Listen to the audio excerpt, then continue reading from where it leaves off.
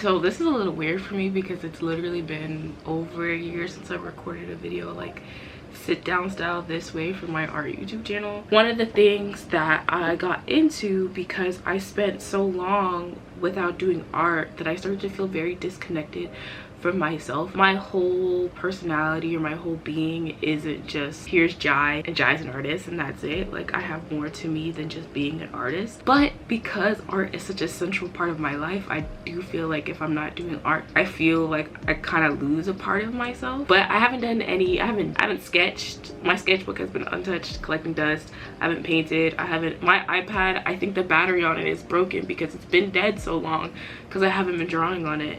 And I think I have to take it to Apple to get the battery replaced because that's how long it's been since I've drawn on it. So we're gonna get into this new hobby that I started back in August or July. I don't remember. I have been wanting to try pottery for, I promise you, like over a year and a half. I was watching a lot of reels of pottery videos and I was just like, I want to do that. Yeah, I've been really wanting to get into pottery, but I do this thing where I get into a new habit or a new, like, not new habit, but a new art medium, and then I want to go buy the things for those mediums and then I kind of just don't touch it. I had 25 pounds of air dry clay because I wanted to say it because I wanted to be a video. That shit is dried out. Like, I tried to use it like a month or two ago and it's kind of dried out, and I'm not gonna give up on it yet because I'm not gonna throw away 25 pounds of air dry clay.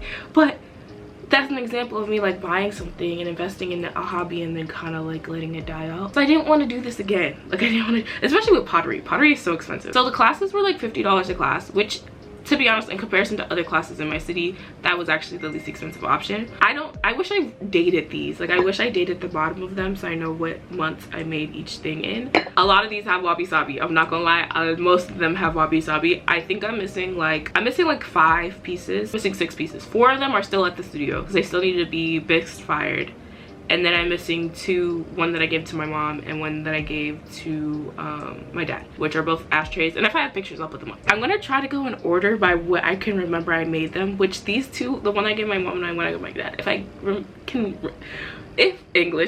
I have pictures of them, I will put them up here. Those are probably the first things I made because I couldn't throw very big. And I'm gonna try to also get y'all some b-roll when the sun's out. This is another ashtray. The walls are very thick because I cannot pull, but it's pretty round. The glaze job is horrible. I struggled with glazing so much in the beginning. I like it. I like the like blotchiness. I think it came out like this because I put glossy glaze over a matte glaze. And then I have this bigger ashtray that actually my best friend has used, so there's ash in it, and it has, the glaze is beautiful, which is why I think I need to also show you guys how it looks like in the sun, because you see the like little peaks of green peeking through. I forgot what the green is called, but I covered it in root beer, which is like a brown, and it's really hard to see, I think, in this light. So I'm just gonna have to get y'all some b-roll because y'all need to see how beautiful this glaze looks. So those are the first ones. This is another one I made during that time. This has candle wax in it, and because of that, y'all can't see how fucked up this one is. Can you see from the bottom? My foot is also pretty bad. It's pretty thin, but I throw most of them in white clay because I just enjoy the feeling of the white clay more when I was throwing. But as I've moved on, I think I like throwing with the brown clay more because it feels like it's sturdier. I think I want to invest in getting my own pottery wheel. I just don't have the space at home right now, which means that I have to debate on if I'm going to still take classes because the classes are only once a week. I only have that class for 2.5 hours once a week, and I just don't feel like that's enough time to invest in developing a skill as quickly as, not as quickly as I want to, but I just feel like I missed one class. Like, if I skip a week, then I feel like I went backwards. You know, realistically I didn't, but it kind of feels like I do sometimes when I like, which I'm kind of scared to take a 2-month break and go back to throwing and be like, bitch, do you really know what you're doing? But I'm assuming it might be a little bit like, you know, riding a bike. You just gotta feel it out a little. I don't want to keep making things just for the sake of making them. I want to start making more things with intentions. And I took pottery also as a way to combat my perfectionism. Pottery is a really great way to do that if you struggle with that. I think I'm done combating that. One, because I've lost some of my favorite pieces during the trimmer process, but also it's just such a permanent thing to then bisque fire something and cover it in glass essentially. And I want to create things that either I know I'm going to use, and I don't want some things to just sit and collect dust. So I have this tiny, which I expected it to be a bowl that someone would eat out of, but also didn't know that clay shrunk in the kiln. It was like a small, like you would say like a little small cereal bowl, but it turned out to be like more like a rice bowl. But it's not food, is it? No, it's food safe. It's just ugly. And it's cute, but it gives McDonald's.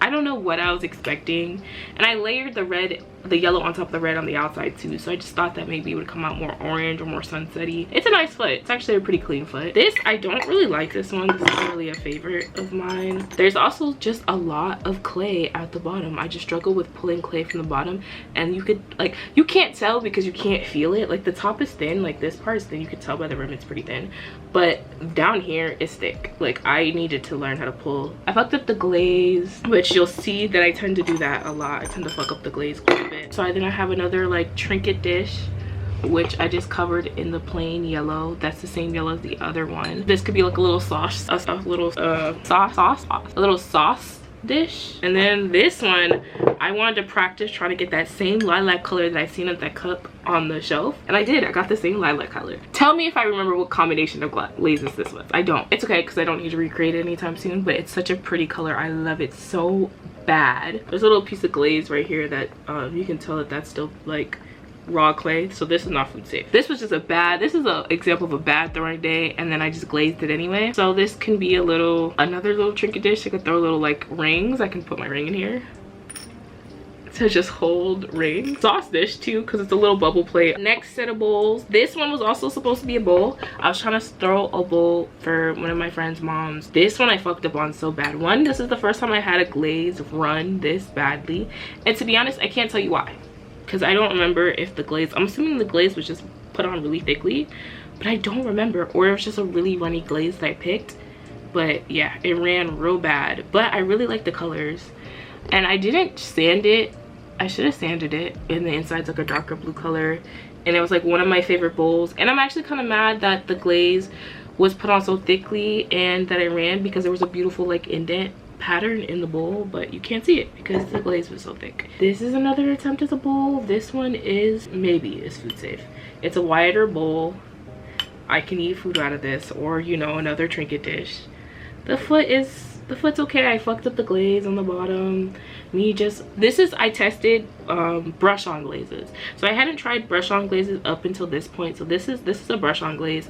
This is a combination of two glazes. I don't remember what colors, but they came out really pretty. It's gorgeous actually. I want to use more brush on glazes, but my studio doesn't really have a lot of like options when it comes to brush on glazes. But I would love to buy my own glazes and maybe try it at the studio. This one came out gorgeous. I fucked it up so bad because the glaze that I picked, that I was painting on, was just very thick, so it was really hard to paint on. But look how beautiful that color is. I had swirled two colors together. This one's not food safe though, and the outside's very beautiful too. You can always also like double glaze things. Like I could like repaint it and refire it. Okay, so these are my babies. These are my newest ones. Like, they're gorgeous. I'm not going to show you my favorite ones. I'm going to show you my least favorite first. This is also very heavy. Oh my god. This was supposed to be like a planter pot. I glazed it in root beer. You can, on the inside you can tell because it's this gorgeous brown color. I wish I would have did it on the outside too, but on the outside I did black, and I just double dipped the rim and not the whole thing, which I'm also confused by my choice to do that. I think I was just being lazy and I didn't want to clamp it, and I just wanted to fucking hold it and do that. I wish I did the whole thing in root beer. I forgot to put a hole in the bottom for drainage, so this is gonna have to hold a fake plant, which is also so sad because the inside's so gorgeous that putting a plant in it kind of hides it. I have this plate, side dish plate. The rim is so wabi-sabi, it's not even funny. It's like divoted, it's like going in, but the glaze is gorgeous. The pink side is great, but the blue side, I don't think I mixed up the glaze enough. So the glaze didn't stick very well because I don't think I mixed it very enough. So I do want to try this dipping process again. Okay, to my favorite pieces. I got these succulents, but I want to make some pots for some succulents, which I will get some more. And so I made this, normally just a round bowl, but then I was like, I want something like cooler. So I just made it into a heart. I want to make a star-shaped one, but the star-shaped I attempted to make was not good. But I do want to make a star-shaped one. This came out cute.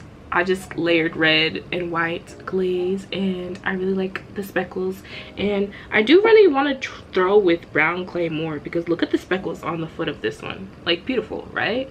like so gorgeous. I tried something different with this one, so I threw it and I wanted to be like, okay, like how do I make this interesting? So I still had pretty thick walls, so I took a round end of a carve tool and I just carved ridges into it, and the ridges reacted really pretty with the glaze. If the ridges were deeper, I think it would be cuter. But I do have a bowl that I made that I trimmed 2 days ago at my last day of pottery, that the ridges are so much more deeper, so I'm hoping that'll have a better effect.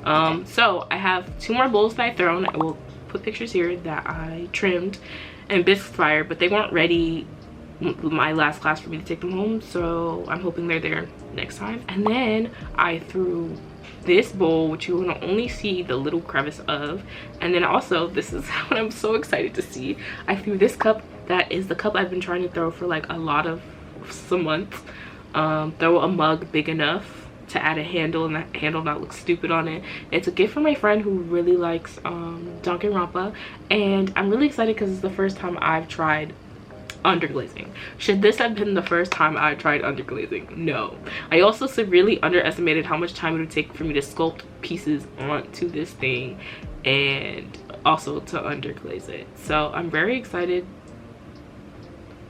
But I'm really excited to see how it comes out. I just want to make more intentional things and more creative things like this Monokuma cup, so I don't have a room full of fucking bowls I don't know what to do with. That's it. I just want to show you guys what I've been working on in ceramics. I think my goal is to just throw more consistently and throw bigger, and like really focus on making. So I think I just need a lot more practice with throwing repetitively, which means I need to put more time into it, which means I need a wheel. I will leave it at that. I hope that you have a good day, night, wherever you are, and I will, usually I would say like I'll see you guys next week, but I think my goal is like 1 YouTube video a month.